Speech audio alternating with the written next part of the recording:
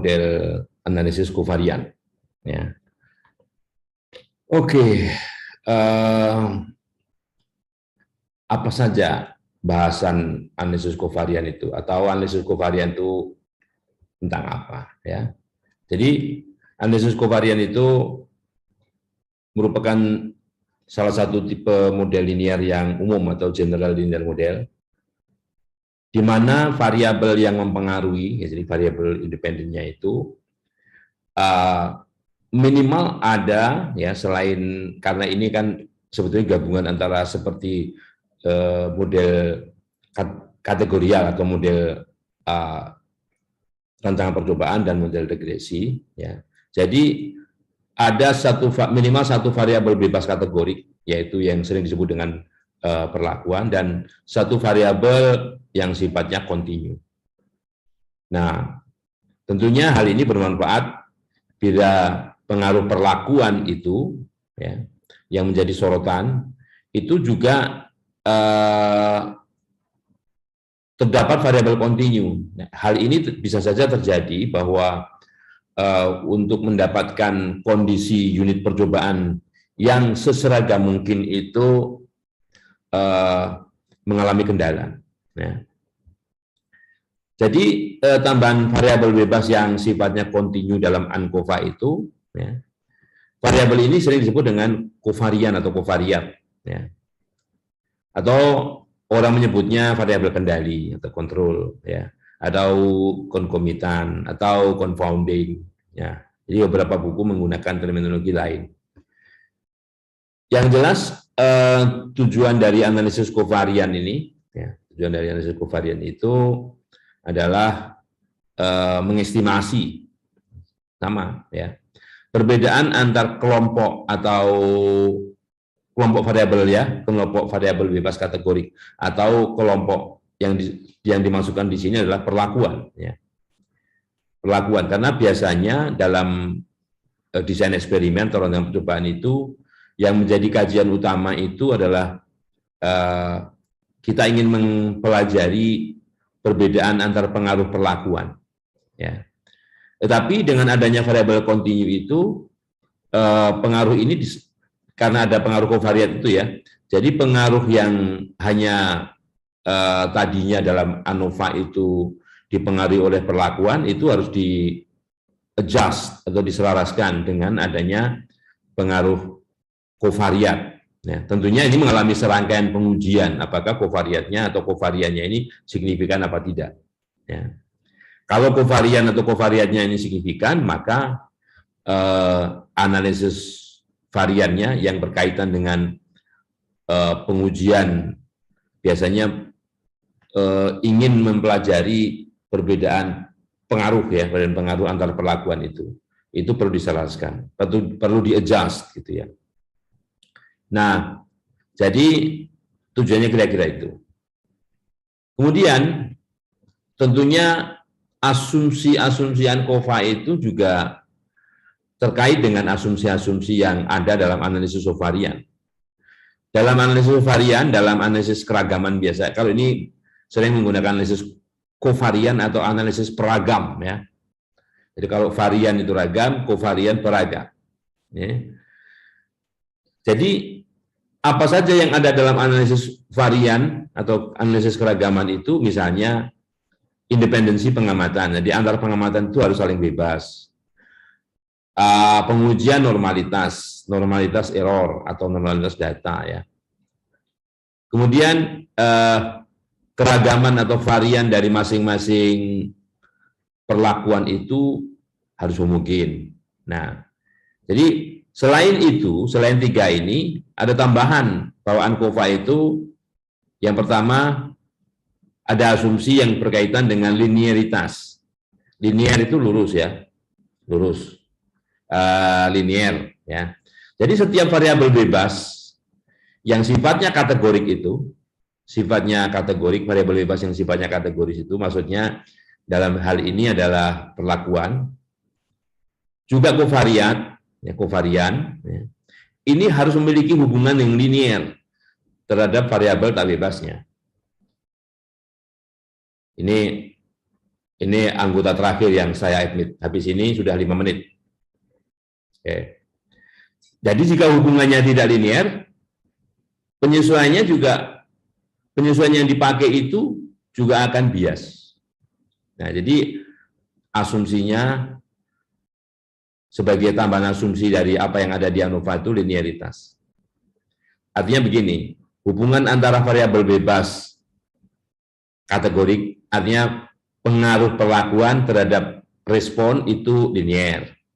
Kemudian kovariatnya atau kovariannya terhadap respon juga linear. Jadi kalau misalnya variabel tak bebasnya ini sama dengan dinotasikan dengan Y, kovariatnya itu X, misalnya Y sama dengan A plus BX, itu kan linear. Ya. Demikian juga yang sini, sifatnya kategorik ini. Jadi misalnya kategori kan misalnya kategori 0, kategori 10, kategori 20, kategori 20 kan. Jadi 0, 10, 20, 30 misalnya gitu ya. Itu linear juga gitu ya. Kemudian yang kedua, homogenitas kemiringan regresi. Jadi pada masing-masing kelompok tadi itu bisa dilihat bagaimana tren ya, bagaimana kemiringan dari masing-masing hubungan antara yang dilihat responnya. Ya. Yang dilihat responnya. Ya. Ini nggak saya masukkan. Sudah lewat dari 5 menit. Jadi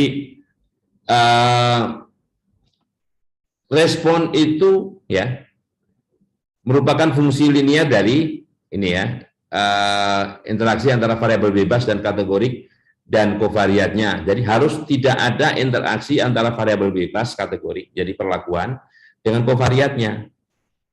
Ya. Jadi kalau di dalam model dimasukkan interaksi antara variabel bebas dan variabel bebas kategorik itu perlakuan ya, dan kovariatnya itu hasilnya tidak signifikan. Artinya pengujiannya menghasilkan hipotesis nol diterima. Ya, jadi H0-nya mengatakan tidak ada interaksi antara variabel bebas kategorik dan kovariatnya. Ya. H1-nya ada interaksi, ya, gitu ya. Kemudian variabel tak bebas dan kovariat, variabel tak bebas, ya, dan kovariat. Tak bebas ini perlakuannya ya, dan kovariat harus terukur dengan skala kontinu. Ya, variabel kovariatnya yang terukur skala kontinu ya. Kalau variabel tak bebas kategoriknya, kalau variabel tak bebas kategorinya atau perlakuannya itu, maksudnya ini misalnya tak bebas dan kovariat itu dannya bisa dihilangkan ya. Kovariat harus terukur tanpa kesalahan. Kovariat harus terukur tanpa kesalahan atau kesalahannya sekecil mungkin. Jadi kalau menggunakan alat ukur diasumsikan bahwa dia tidak berdistribusi gitu ya. Kalau masalah ketelitian berapa digit belakang koma itu nggak jadi soal. Berikutnya, nah kalau misalnya kalau kita lihat kita bandingkan model ANOVA dan model ANCOVA, ini kita lihat rancangan acak lengkap, rancangan acak kelompok lengkap, rancangan persegi Latin. Ya. Nah, perbedaan antara ANCOVA dengan ANOVA itu adanya ini, ya, beta kali ini, ya. Ini bagian regresinya. Bagian regresinya yang menyatakan adanya hubungan linear antara kovarian atau kovariat dengan responnya. Ya, ada hubungan linear, gitu ya. Nah, kalau bagian ini tidak signifikan, atau bisa dikatakan beta ini sama dengan 0, beta ini slope ya. Apabila slope ini bisa dikatakan sama dengan 0, maka bagian ini tidak ada. Maka tidak perlu kovarian, tidak perlu analisis kovarian. Ya. Jadi tergantung model pada unit percobaan atau rancangan lapangannya seperti apa. Kalau acak lengkap, lihat mu, tau, i, epsilon. Ya. Mu tahu epsilon. Kalau acak kelompok, mu tahu ada pengaruh blok epsilon. Kalau pengaruh pengelompokannya 2, menurut blok yang di sini dan blok di sini, ya, ya, maka blok di sini dan blok di sini, maka ini pengaruh perlakuannya, ini perlakuannya ganti nih, perlakuannya menggunakan gamma, ya. Mungkin lain kali saya ganti gamanya di sini, taunya di sini biar tidak apa namanya kacau ya. Nah itu mengenai modelnya. Jadi modelnya ada yang ini yang kategori, yang ini yang bukan kategori, ya. Ini yang skalanya kontinu, ya. Nah, ini sebuah teladan yang ada di buku rancangan percobaan saya, ya.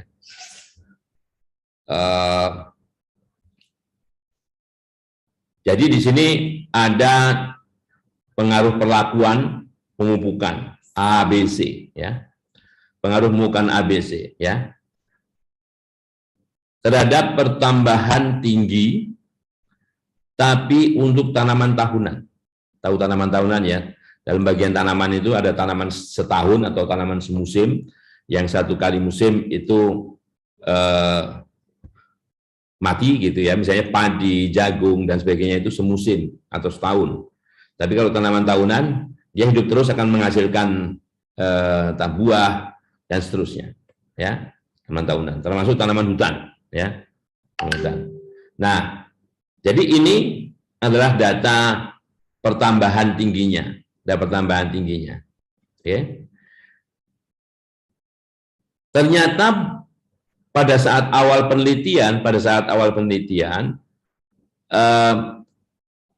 peneliti tidak mendapatkan bibit tanaman yang sama tinggi. Jadi tingginya nggak sama ini, ya. Untuk perlakuan A ini, ya, bibitnya memiliki tinggi awal ini, ya. Perlakuan B, kalau kita lihat, perlakuan C, gitu ya. Ini tinggi bibit awal yang dikenai perlakuan C, perlakuan B, perlakuan A. Dan ini adalah pertambahan tingginya. Nah, kalau kita analisis, ya, pertambahan tinggi ini, ya, tanpa melibatkan tinggi awal,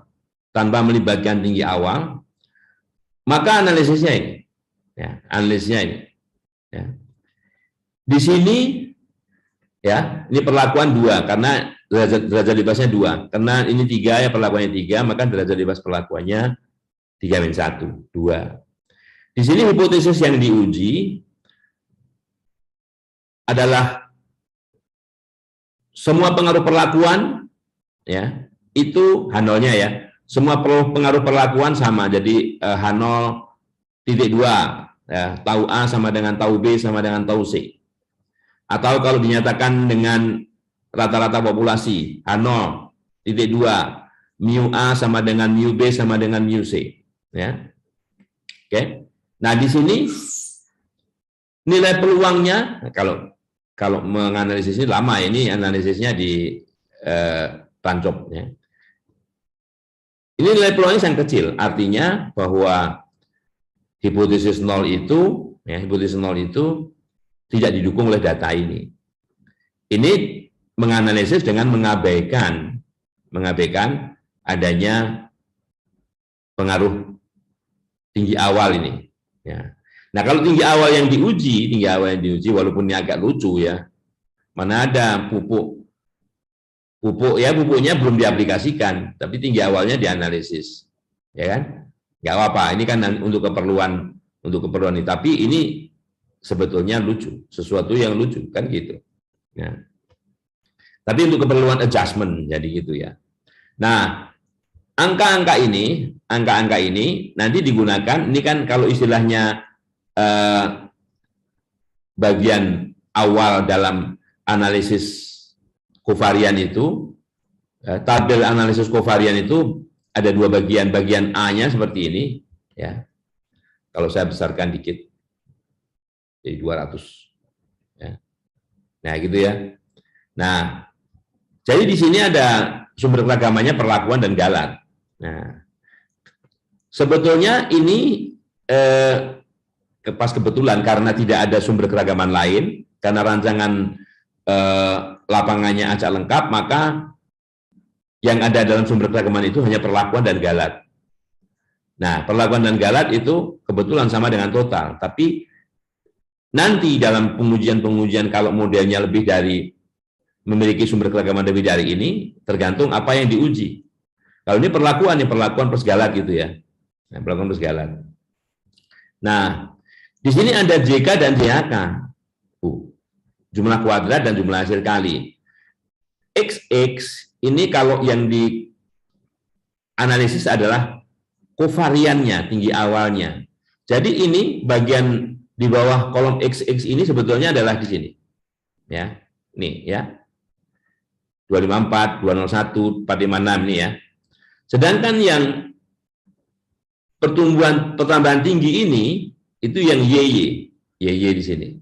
964, 230, 1194 nih ya.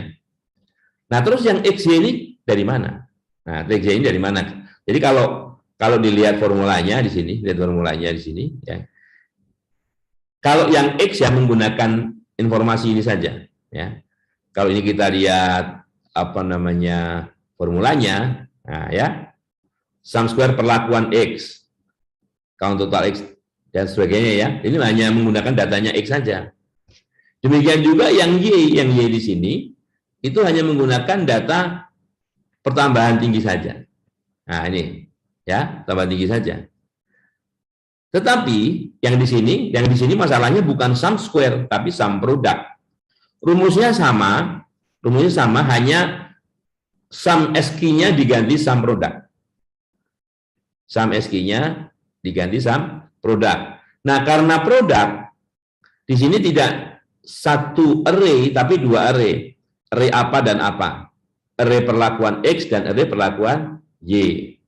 Nah, kalau di sini ini nggak masalah, ini pembaginya, ini kan sebetulnya ulangannya atau banyaknya pengamatan dalam tiap perlakuan ini berapa, ya? Mau pakai X, mau pakai Y, nggak jadi masalah. Demikian juga, yang di belakangnya hati-hati, yang di belakangnya itu sumnya total X dan total Y. Kalau count-nya mau total Y, total X sama saja, ya. Nah, demikian juga yang di sini nanti bisa dilihat sendiri, bisa dihitung ya. Khususnya kalau galat itu karena memang selisih total dengan perlakuan. Tapi yang perlakuan menggunakan formula yang analog dengan yang tadi, sum product ya. Karena ini X sama Y dua variabel yang berbeda. Makanya di sini sum product. Kalau X Y sum square ya. Kalau sum square ini sama, mau tergantung yang X apa yang Y. Ya, oke. Kalau sum product yang di sini harus diperhatikan total X total Y, di sini juga total Y total X atau total mana yang duluan, mau X duluan Y duluan nggak masalah. Oke. Nah, kemudian ada kolom adjustment, penyesuaian. Kolom adjustment ini dari mana ngitungnya? Oke, yang biru ya, yang biru dikuadratkan dibagi yang merah. Jadi E26 kuadrat dibagi yang merah ya. Ini adjustment-nya. Demikian juga untuk kolom yang di sini di bawahnya, untuk baris yang di bawahnya ya. Baris yang di bawahnya itu juga formulanya sama ya. Oke. Nah, adjustment ini digunakan untuk di sini ya. Ini ada deviasi ya. Jadi yang YY tadi, yang 230 tadi itu galat yang tidak terkoreksi oleh kovarian.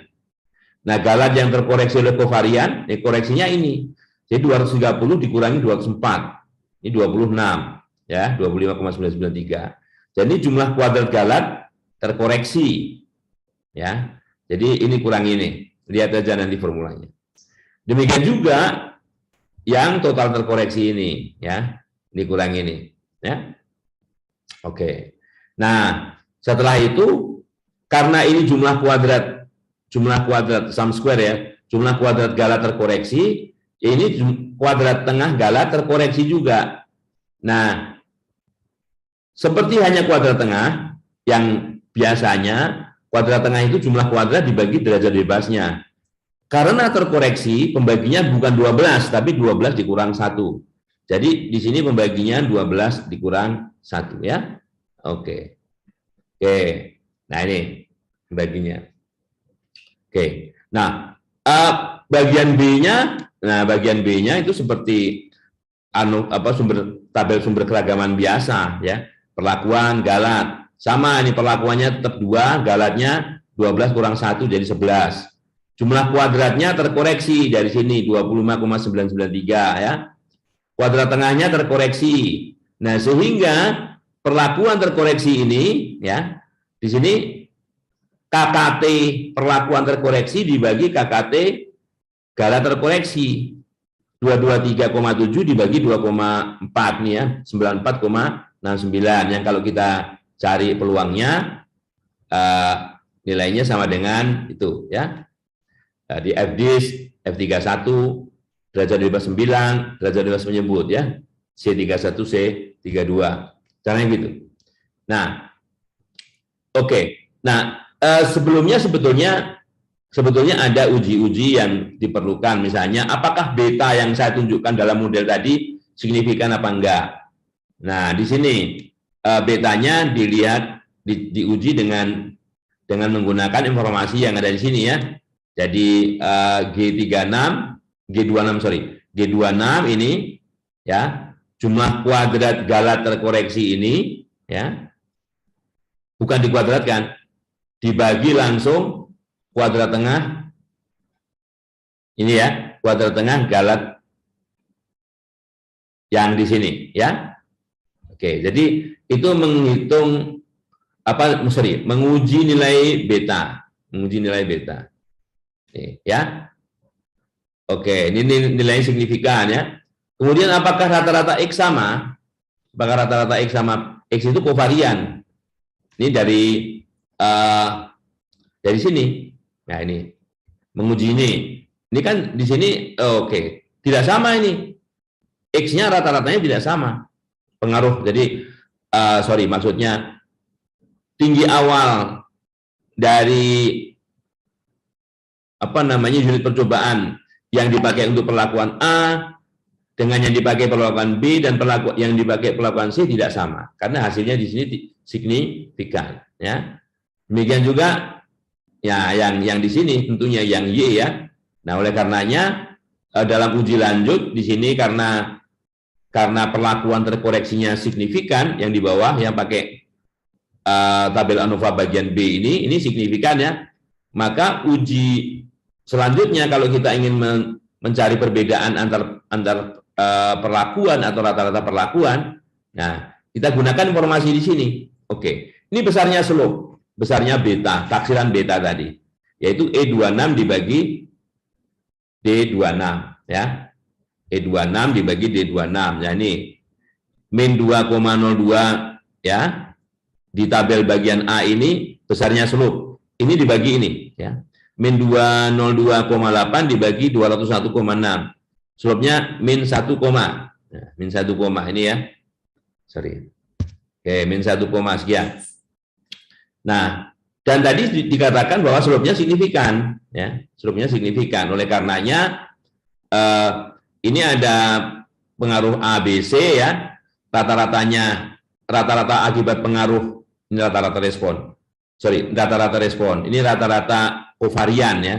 Rata-rata kovarian perlakuan A, perlakuan B, perlakuan C. Nanti bisa lihat. Ini X bar, ini Y bar ya. Maka Y bar terkoreksinya menggunakan formula seperti ini ya. Formula seperti ini. Ya. Jadi O6 itu ini Y bar dikurangi nilai beta di sini kali X bar, ini X bar ya, X bar yang ke A dikurangi rata-rata X keseluruhan, ya. Oke, rumusnya ini. Nah, di sini dikunci, kalau nggak dikunci nanti lari, ya. Jadi ini sebagai pengurang baik yang baris kedua, ketiga, bukan hanya yang pertama saja. Oke.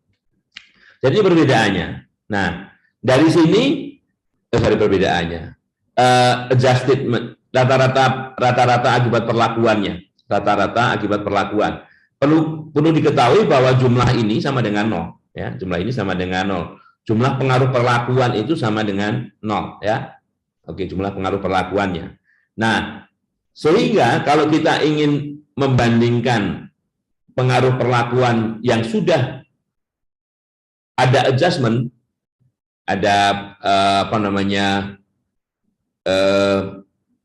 penyelarasan A dengan B ya ini dengan ini ya.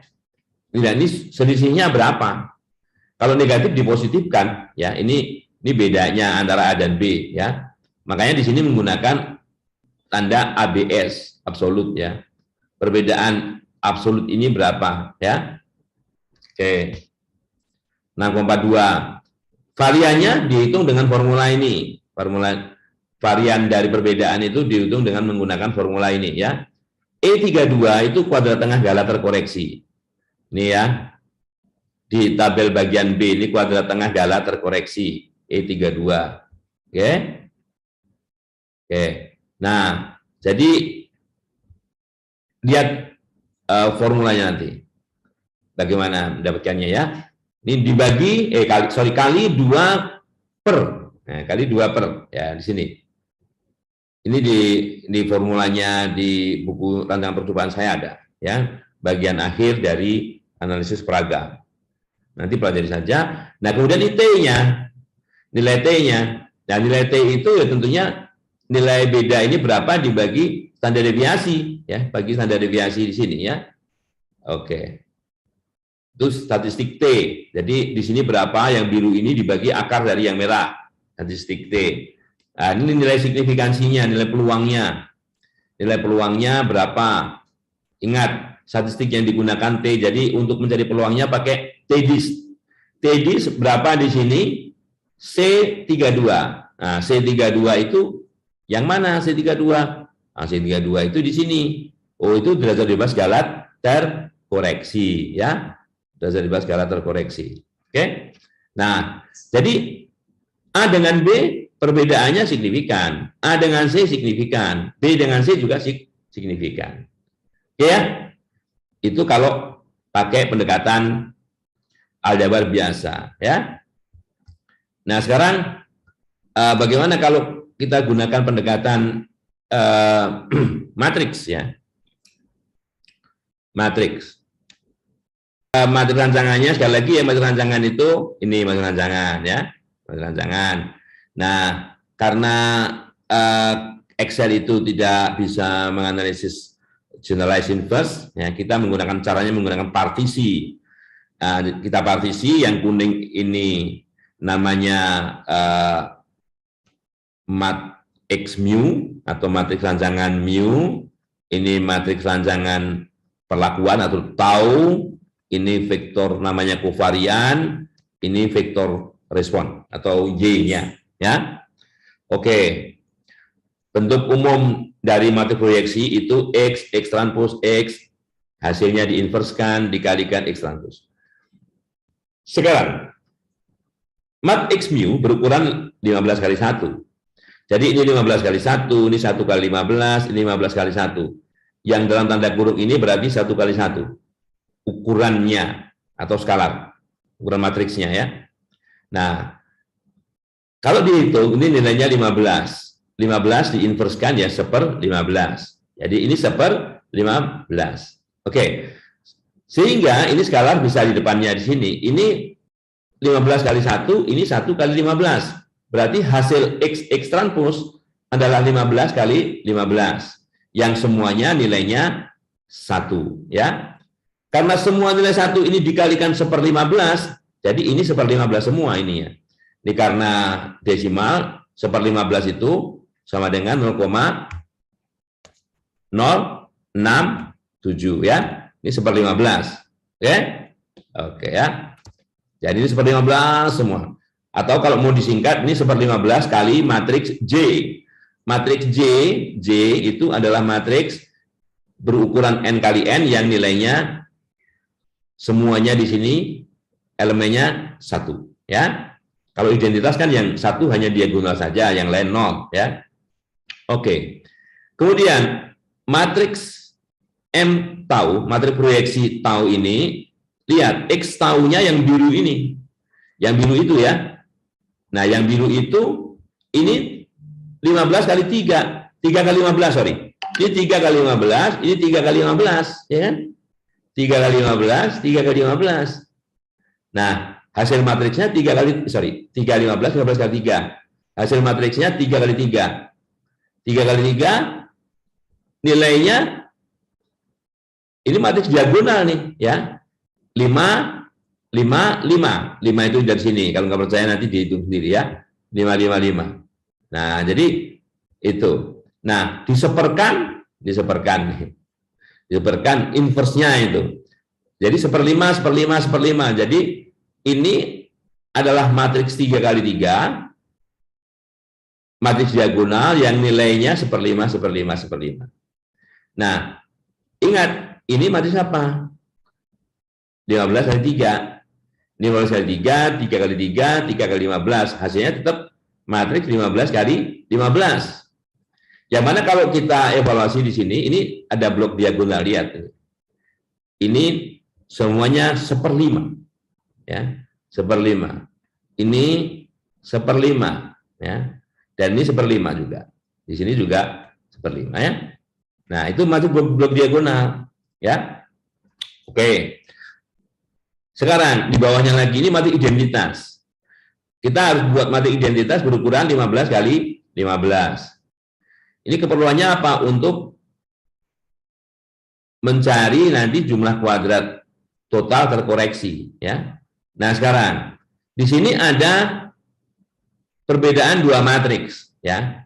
Oke, ini MT dikurang MU, MT dikurang MU. Tadi ada MT, ada MU kan? Ini M tau, ada MU. Ini M tau dikurang MU, ya. Nilainya ini, begini ya. Nah, ini MT, M tau dikurang MU. Ini I dikurang MT, M tau, sorry. I dikurang M tau. Ini bentuknya, ya. Bentuknya seperti ini. Ini blok diagonal di mana di sini di ukuran 5 kali 5 ini bentuknya seperti ini ya.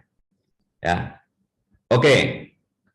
Jadi ini semua kalau ini sudah ini selisih dari dua matriks proyeksi ya. Nah, yang I dikurang MU ini digunakan untuk mencari jumlah kuadrat total terkoreksi. Nah, ini pengoreksinya. Rata-ratain pengoreksinya itu total terkoreksi ya. Oke. Nah, sedangkan yang tau, M tau dikurang MU ini digunakan untuk mencari jumlah kuadrat perlakuan terkoreksi. Makanya derajat bebas dari perlakuan itu banyaknya level perlakuan itu dikurang 1. Gitu ya. Nah, nanti kita lihat secara manual juga bisa kita lihat di sini ya. Misalnya ini berapa? Ya, 0,133 itu berapa? Ya, dikalikan 1, 2, 3, 4, 5, 6, 7, 8, 9, 10, ada 15 kan? Coba. Ya. Jadi itu berapa tadi? Ya, 0,133. Ya, kalau kita kalikan, sini aja lah. Ya, kali 15. Itu trace-nya ya, ini trace. Jadi karena semua ini sama di diagonal itu 0,133, saya kalikan 15. 2. Merupakan derajat bebas dari perlakuan. Dari derajat bebas perlakuan. Nah, dengan cara yang sama, ini kalau komanya dihilangin juga bisa nih. Ya. Komanya dihilangin. Ya. Oke, saya kopikan. Ya. Taruh di sini, di tempatnya yang relatif sama di sini ya. Nah, sini. Ini derajat bebas. I dikurang MT itu derajat bebas dari galat 12 ya. Derajat bebas galat 12. Ini galat yang belum terkoreksi yang 11 tadi kan. Derajat bebas total ya di sini kopikan aja 14 kan. Karena apa? 0,933 kali 15. Ya gitu. Baik ya, ini 14/15. Ya, kemudian ini 12/15 kan gitu kan. Nah, itu derajat bebas. Sedangkan apa namanya jumlah kuadrat, oke. Lihat dulu ya. Lihat dulu di sini blok ini. Dan kalau ini saya sorot array di sini, ya. Array di sini namanya nih ya. Namanya matriks proyeksi perlakuan terkoreksi ya. Itu M tau dikurang MU. Kalau di sini ya, di sini matriks proyeksi galat I dikurang MT ya. Kalau I dikurang MU, ini dikurang MU nih. Matriks proyeksi total ya. Oke. Nah, untuk itu di dalam mencari jumlah-jumlah kuadrat yang di sini, lihat nih ya. Kita tidak menggunakan formula yang seperti tayangan pertama tadi, tapi menggunakan notasi matriks ya. Notasi matriks. Nanti bisa dipelajari ya. Kalau kita bicara kovarian di bawah X ini, yang kita transposkan kovarian ya. Di sini perlakuan, jadi mat pro perlak terkoreksi ya. Mat pro perlak terkoreksi kovarian. Jadi ini bentuk kuadratik. Jadi ini kan seperti X transpose kali M tau dikurang MU kali X ya. Itu bentuk kuadratik, makanya namanya jumlah kuadrat. Jumlah kuadrat ya. Demikian juga kalau yang di sini ya. Kalau yang di sini diganti kovarian tadi diganti dengan respon. Ya. Nah, jadi bentuknya sama, mat pro perlak terkoreksi. Di depannya respon transpose ya, Y transpose kali M tau dikurang MU kurung tutup kali Y, bentuk kuadratik. Jumlah kuadrat, ya kan? Nah, sedang yang di sini, nah, ini hasil kali. Ya, kenapa hasil kali bukan kuadrat? Ya, karena di depan dan belakang beda. Di sini kovarian, jadi ini X transpose kali matriks M tau dikurang MU kali Y. Boleh dibalik. Respon di sini, kovarian di sini boleh, hasilnya tetap sama. Ya. Min 371 ya.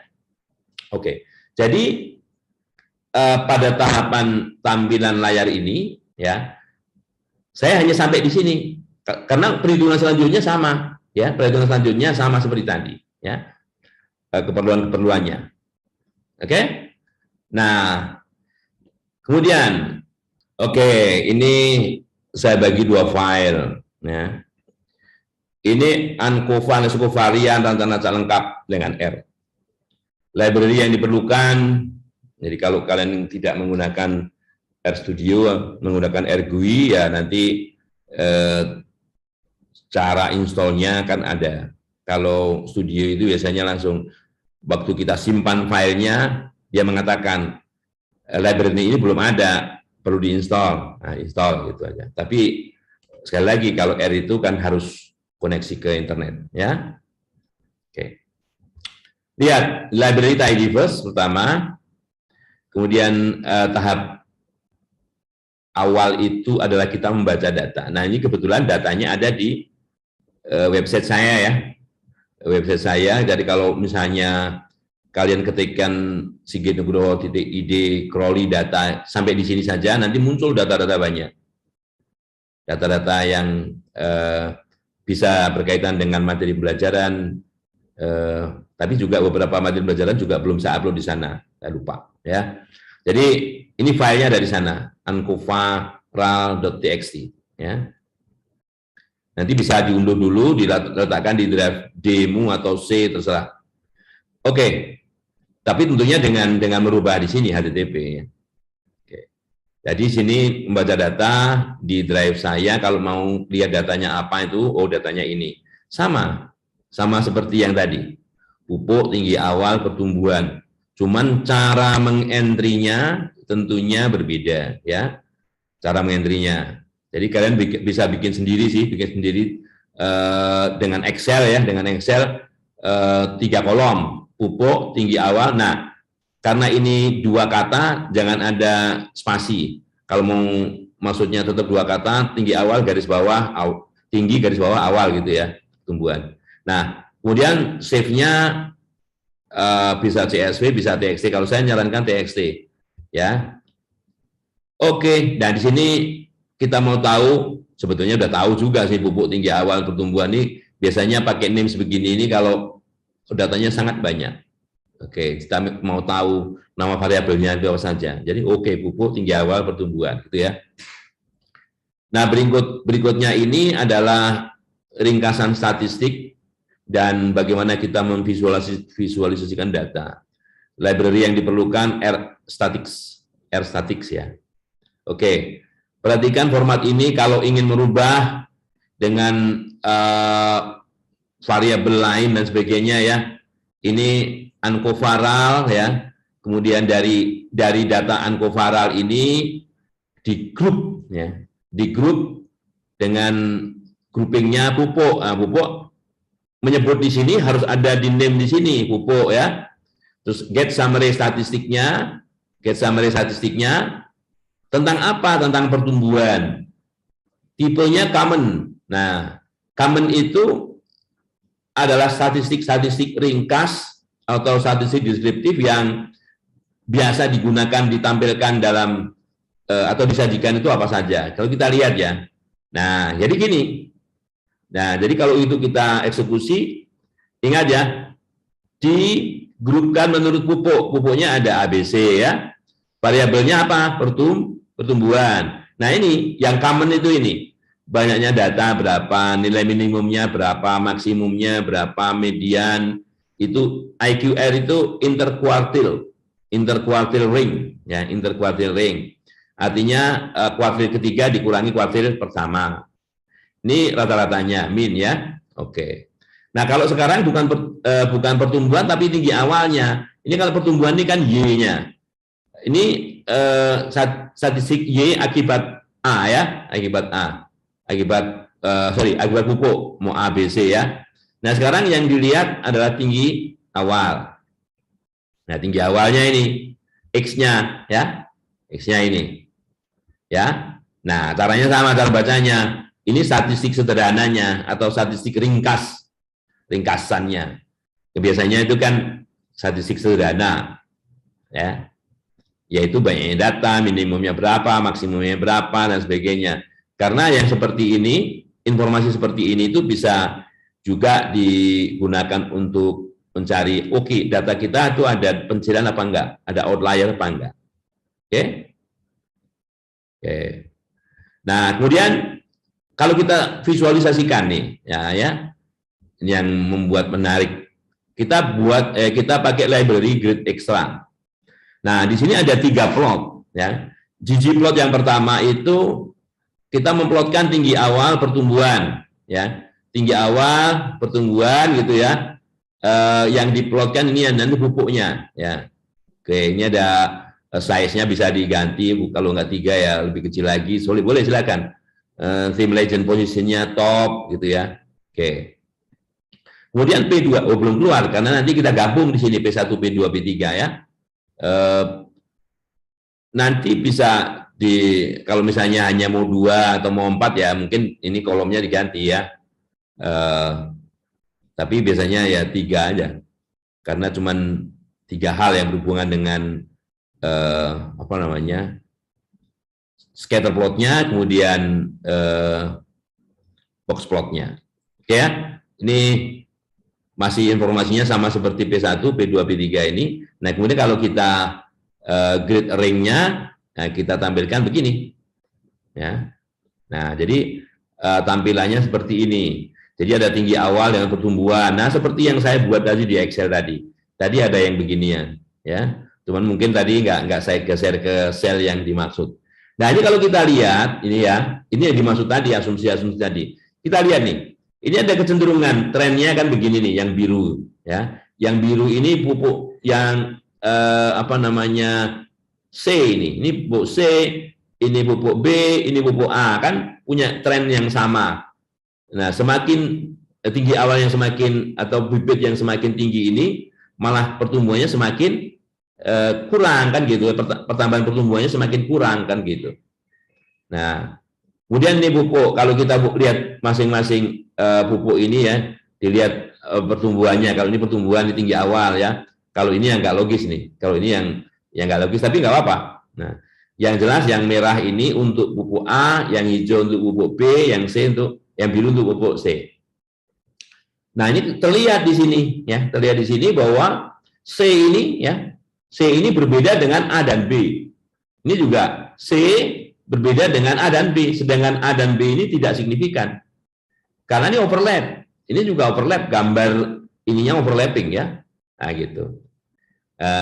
Biasanya yang dilihat yang responnya. Ini kan kovariannya, ya, ini kovariannya nggak masalah. Oke? Nah, tentunya sebelum ini masih deskriptif ya, masih deskriptif itu bisa statistik sederhana, bisa lewat gambar-gambar seperti ini. Tentunya kalau kita mau melakukan pengujian, nah jangan lupa setiap metode yang digunakan untuk analisis dan sebagainya itu perlu uji asumsi. Nah, sebagaimana uji asumsi dalam ANCOVA yang saya utarakan depan tadi, ini ada beberapa hal tadi. Yang pertama, uji normalitas. Nah, bagaimana menguji normalitas ya? Kita menggunakan statistik Shapiro-Wilk. Shapiro-Wilk Normality Test. H0 bunyinya bahwa residu yang kita uji, residu ya atau error berdistribusi normal ya, H0-nya. H1 error tidak berdistribusi normal. Ini kan result ya yang di ini kan. Oke. Nah, jadi kalau kita lihat statistik Shapiro-Wilk-nya W ini ya. W ini nilai peluangnya 0,27. Oh, berarti karena ini lebih besar dari 5% katakanlah, bahkan lebih besar dari 10%, maka hipotesis nol yang menyatakan data itu berdistribusi normal itu masih bisa diterima ya. Jadi masih bisa dikatakan normalitasnya diterima ya. Datanya errornya berdistribusi normal. Tuh. Kemudian yang kedua, ini uji kehomogenan varian. Yang kita gunakan uji Bartlett. Uji Bartlett. Nah, oke, sebelumnya kalau data yang kita analisis itu besar jumlahnya, katakanlah lebih besar dari 30 gitu ya, maka sedikit penyimpangan dari statistik kenormalan itu mungkin masih bisa diterima karena gitu ya, apalagi datanya sampai ratusan. Oke, mungkin walaupun diuji nggak ada gunanya juga ya, karena kalau kita bisa menggunakan distribusi asimptotik ya dengan data yang semakin besar kan gitu. Nah, yang seperti ini digunakan kalau datanya kecil. Seperti tadi kan datanya 15. Nah, 15 itu perlu diuji ya. Oke, kehomogenan varian menggunakan Bartlett, kita running di sini ya. Uji Bartlett untuk homogeneity of variance, kehomogenan ragam ya. Yang kita lihat ini responnya pertumbuhan bayi pupuk ya. Nah, di sini nilai Bartlett-nya 2,69 ya. Oke, derajat bebasnya 2 karena kan memang pupuknya ada 3 ya, nilai peluangnya 2597 ya. 2597. Oke, nah nilai ini sekali lagi lebih besar daripada taraf nyata pengujian 5%. Ya. Jadi kalau misalnya up 10% apalagi ya. Jadi H0 mengatakan H0-nya ini kan ragamnya homogen. Jadi ragam dari pengaruh pertumbuhan pengaruh pupuk terhadap pertumbuhan ini, pengaruh pupuk terhadap pertumbuhan itu homogen ya. Yang H1-nya tidak homogen. Ini H0 diterima. Jadi keragaman pengaruh pupuk terhadap pertumbuhan itu homogen ya. Uji yang ketiga, ini tadi beta tadi, slope regresi tadi ya. Ini kalau kita lihat ini kan secara gambar ya hampir mirip-mirip lah, miringnya kan segini ya, hampir mirip-mirip.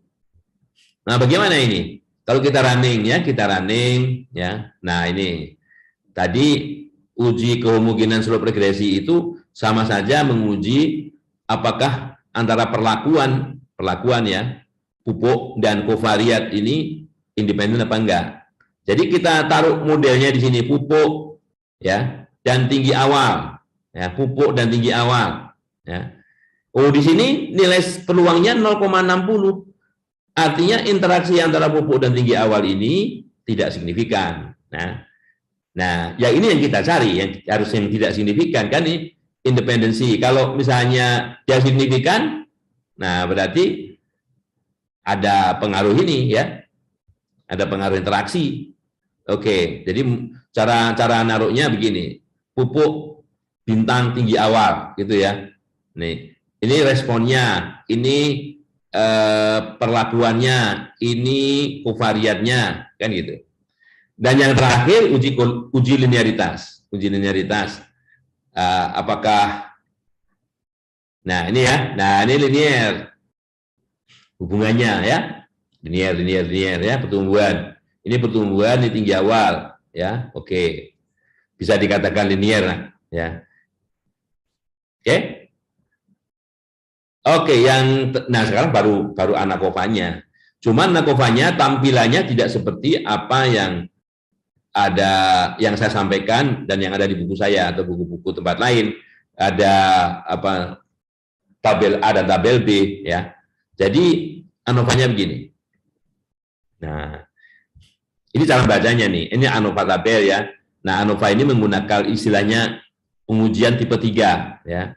Ini cara bacanya nih. Ini interceptnya, ini tinggi awal, ini pemupukan, ini kovarian ya, ini kovarian, ini perlakuannya. Nah, SSN ini sum square. Sum square, N itu numerator, pembilang. D itu denominator itu penyebut. Jadi ini pembilang penyebut. Ini derajat bebas pembilang, derajat bebas penyebut gitu ya. Ini nilai F-nya, ini peluangnya. Jadi nilai F ini 1275 dibagi 25, nilainya 539, itu ya, 539. Oke, benar nggak 539? Nah, gitu ya. Oke, kok banyak banget nih. Oh, ini jumlah, oh bukan. Jadi ini F ini jumlah kuadrat dibagi derajat bebas dulu, gitu ya. 12575 dibagi 1 kan tetap aja dibagi 25,99 dibagi 11 dulu, karena F itu kan rasio kuadrat tengah, ini jumlah kuadrat gitu ya. Jadi jangan sampai kok enggak match, padahal 1000 aja kan cuma 40 kali 25 gitu kan. Berarti ini bukan 1000, 25. Jadi pembaginya, pembilangnya 1275,55 dibagi 1, penyebutnya 25,99 dibagi 11. Semua penyebutnya 25,99 dibagi 11. Oke? Nah, ini signifikan semua. Signifikan semua. Ini E pangkat min 10, E10 pangkat min 10, 10 pangkat min 6 ya. Nah, jadi ini apa namanya, yang belum dikoreksi, ini yang belum dikoreksi ya. Nah, kemudian yang untuk mendapatkan rata-rata yang terkoreksinya pengujiannya ini ya. Ini ada adjustment-nya, dan kita lanjutkan dulu sebelum pengujian. Nah, ini ya, ini tinggi awal ya. Sorry. Ini pemupukan ABC. Kemudian ini EM itu ya expected mean kali ya. M ya. Kemudian ini standar errornya, ini derajat bebasnya, ini masing-masing ya. Ini untuk masing-masing. 37,4 itu kira-kira tengahnya. Jadi kalau batas bawah, batas atasnya 37,4 itu di antara 35,9 sampai 39. Kemudian 31,2 ini di antara 29,1 dan 33,2 dan seterusnya. Ya. Ini taksiran batas bawah dan batas atasnya. Karena kalau ini taksiran satu titik ya, ngaruh itunya. Dan yang terakhir, oke, uji lanjut pas ANOVA-nya ini. Nah, yang terakhir yang pakai setelah adjustment ya, ini setelah adjustment. Jadi gitu. Nah, dengan B, nilai statistiknya ini 3,6 ya, 3,6. Ini 3,35 ya. A dengan C, B dengan C ya. Nih. Oke, ini apa namanya, tampilannya yang berbeda ini nanti bisa dilihat nilai-nilai ini di sebelah mana kalau kita bandingkan dengan analisis yang sebelumnya ya. Nah, kemudian ada teladan lagi kalau rancangan. Oke, nah ini rancangan lapangannya acak kelompok lengkap. Acak kelompok lengkap tadi, acak lengkap ya. Kalau di sini acak kelompok lengkap. Nah, ini yang abu-abu adalah konstanta, pengaruh konstanta. Yang biru ini pengaruh perlakuan. Jadi perlakuannya ada berapa kolom? 1, 2, 3, 4. Masing-masing diulang 5 kali ya, ulangan 5 kali. Kemudian ini namanya perlakuan ya. Kemudian di sini bloknya ada 5 ya. Kalau perlakuannya ada 4, bloknya ada 5 ya. Oke. Nah, ini kovariannya dan ini adalah hasil respon. Jadi ini kira-kira tetap ada di buku Rancop ya. Ini kovariannya adalah banyaknya tanaman yang dipanen pada petakan tertentu. Di sini ada 40, 32. Jadi karena jumlah tanaman yang dipanen untuk menghasilkan respon yang terakhir ini tidak sama, tidak sama. Siapa tahu jumlah tanaman itu juga berpengaruh terhadap hasil kan begitu. Nah, oleh karenanya ini dengan cara yang sama ya, saya tidak akan bicara detail di sini. Ini matrik identitas 20-20 diperlukan untuk ya sama seperti tadi untuk menghitung jumlah kuadrat total tidak terkoreksi kalau hanya ini ya. Kemudian konstanta ini, konstanta. Nah, ini kalau kita lihat ini kan 0,05 itu 1/20. Ya ini 1/20 kali matriks J yang ukurannya 20 kali 20. Ini matriks proyeksi blok, matriks proyeksi pengaruh blok atau kelompok ya. Ini nilainya 1/4 karena apa tadi ya. Ini ukurannya 5 kali 5 ya, 5 kali 5 ini. Karena bloknya tadi ada 5 ya, bloknya ada 5. Oke. Nah, ini ada 1, 2, 3, 4. Jadi makanya di sini 1/4 semua. 1/4 semua. Kalau proyeksi perlakuan, baliknya di sini. Ini bloknya begini, ngebloknya ya. Di mana masing-masing ini 1/5. Di mana masing-masing ini nilainya 1/5. Nah, kemudian kalau terkoreksi itu masing-masing dikurangi MU. Matriks rata-rata proyeksi konstanta ini, proyeksi konstanta ya. Kalau ini total terkoreksi ya ini ya. Kemudian ini proyeksi blok terkoreksi, perlakuan terkoreksi dan proyeksi gala terkoreksi. Nah, tentunya itu digunakan untuk menghitung jumlah-jumlah kuadrat ya, jumlah-jumlah kuadrat yang ada di sini. Jumlah hasil kali dan jumlah kuadrat baik untuk kovarian. Kalau saya besarin dulu ya. Oke. Besarin 200 ya. Jadi untuk formula-formula yang di sini itu sudah menggunakan perkalian matriks ya. Kovarian, blok terkoreksi, kovarian, karena di sini apa? Blok, itu ya. Nah, jadi tinggal kopikan. Oke? Nah, untuk selanjutnya sama. Prosedurnya sama seperti RAL. Yang bedakan, hati-hati yang bedakan di sini, ini bukan total ya. Bukan total, bukan 4 plus 3 plus 12. Tapi P plus G. Karena yang kita uji hanya perlakuan. Ya, perlakuan plus galat. Ya, hati-hati. Makanya yang RAL tadi kebetulan P plus G-nya sama dengan total karena nggak ada blok gitu ya. Oke. Di sini R-nya RAKL ya. Oke. Nah, ini sama persis. Oke, saya hapus dulu hasil rolahan di sini, saya hapus dulu semua. Oke. Hapus. Ya, jadi kita running library tadi first ya. Hanya ini datanya juga mirip, datanya juga ada di tempat saya di tadi ANCOVA RAL, ini RAKL TXT ya. Datanya beda, datanya seperti apa? Datanya seperti yang barusan kita buat. Nah, Awalnya saya gunakan di sini blok itu angka biasa, angka Romawi, ya.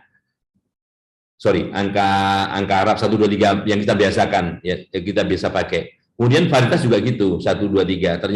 Ternyata kalau seperti itu salah hasilnya. Nah, maka untuk data yang sifatnya kategorik lebih bagus menggunakan apa namanya huruf atau angka seperti ini, ya. Blok 1234, 12345 dan seterusnya, ya. Nah, caranya gitu. Itu pengalaman waktu waktu buat data, ya. Ini names, namanya, kemudian library-nya, ANCOVA-nya, ya. Ini hasil kan, responnya sekarang hasil. Diganti hati-hati ya. Nah, kemudian ini densitas, ya. Kovarian, ya. Oke, ini gambarnya. Nah, gambarnya nih, ya. Ini gambarnya agak terlambat tadi karena mungkin variabelnya juga banyak gitu ya. Nah, ini kalau kita lihat kan ini ada yang ngumpul di sini, ini ada yang linear begini ya. Enggak kayak yang tadi, bagusan tadi gambarnya. Tapi inilah ya, ini pengaruh perlakuannya varietas, ini responnya hasil. Ini perlakuannya varietas, ini yang responnya densitas, yang ini kovarian, ini respon ya. Ini antara perlakuan dan respon kan gitu. Oh, ini uji subprobability-nya H0 diterima ya. Normalitasnya diterima. Bagaimana dengan apa namanya kemungkinan ragam? Oke, diterima juga ya. Perlakuannya memiliki varian yang sama.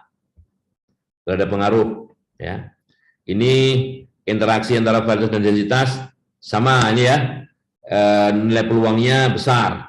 Artinya tidak ada interaksi.